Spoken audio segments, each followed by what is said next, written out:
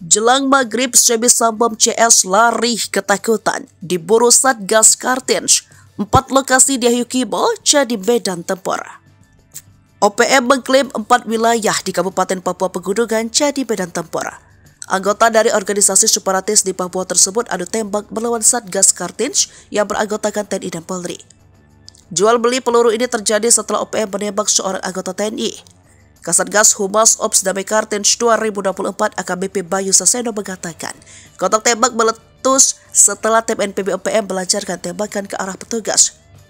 Mengutip siaran pers dari Satgas Damai Kartens 2024, baku tembak berlangsung dari siang hingga maghrib. Adapun anggota OPM disinyalir dari Kodam Yahukimo. Suara letusan terdengar dari arah Jalan Seradala, tepatnya di jembatan kilometer 2 DKI Yahukimo.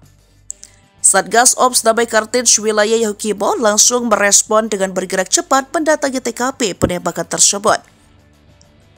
Namun saat mendekati lokasi sumber suara, OPM mencoba menyerang aparat gabungan TNI Polri. Kontak tembak pun tak bisa dielakkan. Secara perlahan Satgas Damai Kartens berhasil memaksa OPM melarikan diri menjauh dari lokasi baku tembak. Sementara itu, Bayu menyebut Pratu Rajami Uhio telah berada di Rumah Sakit DKI Yahukimo untuk mendapat perawatan medis. Kami akan melakukan langkah-langkah penindakan yang tegas dan terukur terhadap KKB pelaku penembakan ini, tandasnya. Jubir OPM Sebi Sambo menyebut baku tembak terjadi di 4 wilayah Yahukimo, yakni area Kilo 2 arah Kalibiru, wilayah Lokpon, dan sekitar Bandara Nop Goliat di DKI Ibu Kota Kabupaten Yahukimo. Sebi mengklaim serangan dilancarkan sebagai bentuk seruan kepada masyarakat untuk menolak penerimaan calon anggota TNI Polri bagi generasi muda Papua.